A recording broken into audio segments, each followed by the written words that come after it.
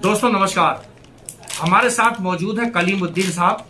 Samajwadi party के युवा नेता हैं, उभरते हुए नौजवान हैं और राजेंद्र नगर में चलाते हैं ओमेगा क्लासेस, जहां पर डॉक्टर्स और इंजीनियर्स की कोचिंग चलती है। बहुत सारे डॉक्टर्स और इंजीनियर्स आपकी कोचिंग से पढ़ने के बाद निकले भी हैं। आज हम कुछ और मुद्दों पर बात करने आपसे आए हैं। मुद्दे हैं सियासी, क्योंकि किया है आपने आवेदन शहर विधानसभा से टिकट के लिए।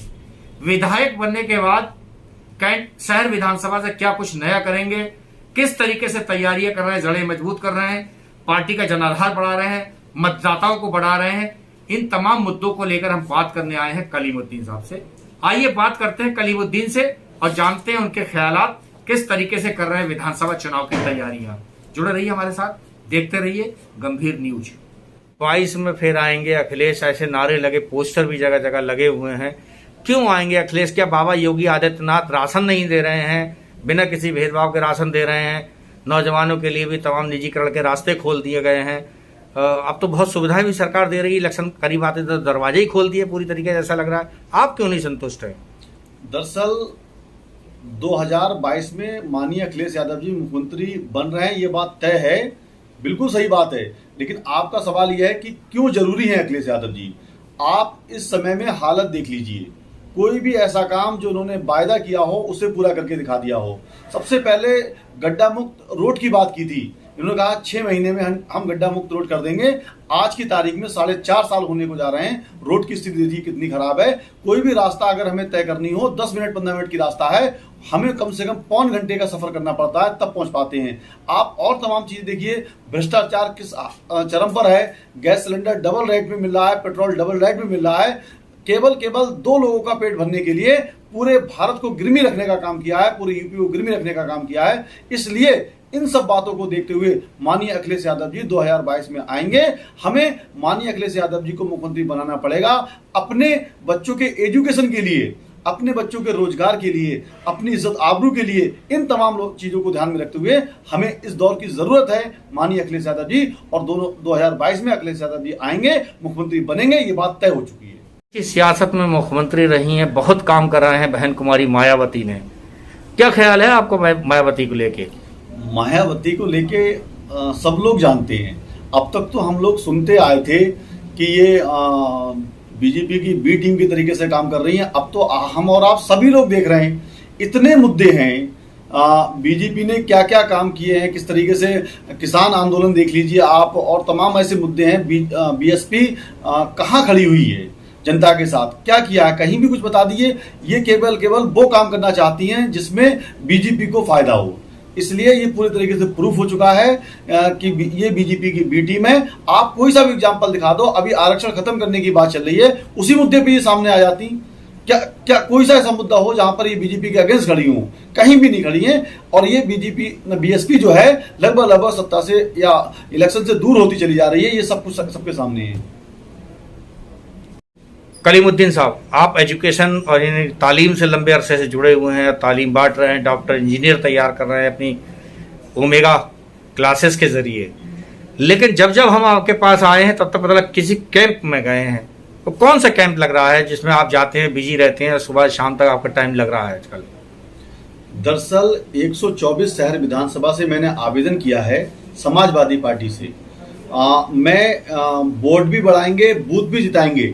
इसके तहत अखिलेश भैया का एक प्रोग्राम है। हम लोग हर वार्ड में कैंप लगाने का काम कर रहे हैं।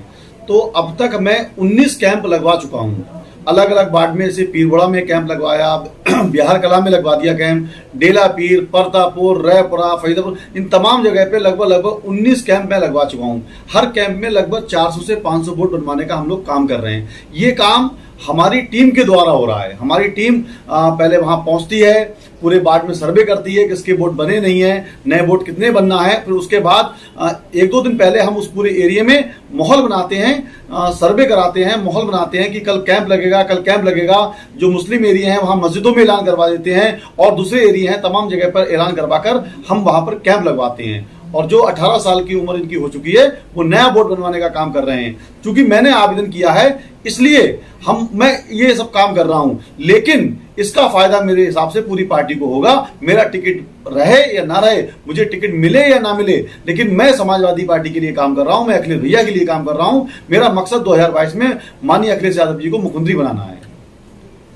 आखिर में क्या कहना चाहेंगे कलीम भाई, मेरे दर्शक आपको देख रहे हैं?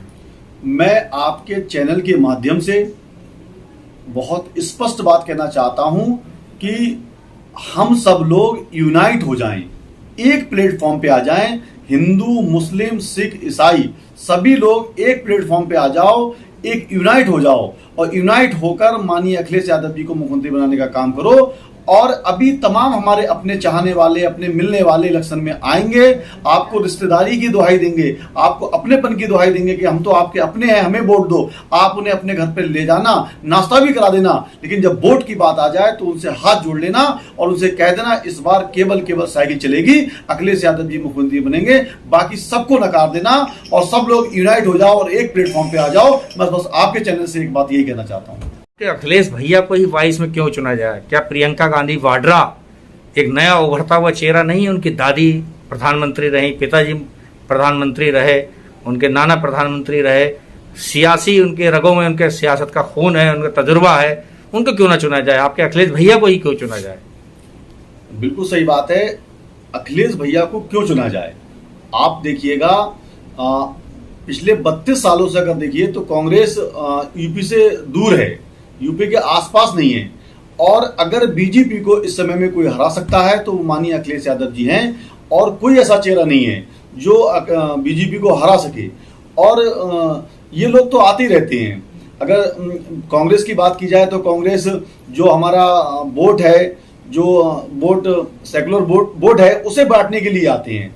सच बात यह है कि ये कहीं भी कुछ स्टैंड नहीं कर रहे हैं, कहीं कुछ नहीं होने वाला है। केवल यहाँ पर हवा चल रही है, आंधी चल रही है, वो समाजवादी पार्टी की है और समाजवादी को ही सबको वोट करना चाहिए। यही ऐसी पार्टी है जो बीजेपी को हरा सकती है और ऐसा चेहरा पूरे यूपी के अंदर किसी के पास नहीं है। जो माननीय अखिलेश यादव जी का चेहरा ही है जो मुख्यमंत्री बन सकते हैं और वो बनेंगे हर हाल में। ओवैसी साहब के बारे में क्या ख्याल आता है? ओवैसी साहब का तो आप सब देख ही रहे हैं, बिहार भी तो गए थे वो। बिहार में क्या किया? बिहार के बाद भोली भाली हमारी जनता जो थी वो सब समझ चुकी है, हमारे लोग, हमारी जनता ये बात जान चुकी है। बिहार इलेक्शन के बाद, बिहार के बाद इन्होंने देखिए बंगाल में लाने का काम किया। बंगाल में इनका क्या असर हुआ? यूपी में इससे ज्यादा इनकी हालत खराब होने वाली है। कहीं कुछ नहीं है, केवल ये अपने हमारे जो अपने वोट हैं उन्हें बांटने का काम करते हैं और बाकी आप लोग जानते हैं इन्हें किस तरीके से बोला जाता है। और ये बी टीम है, सी टीम है, ये सब जानते हैं आप।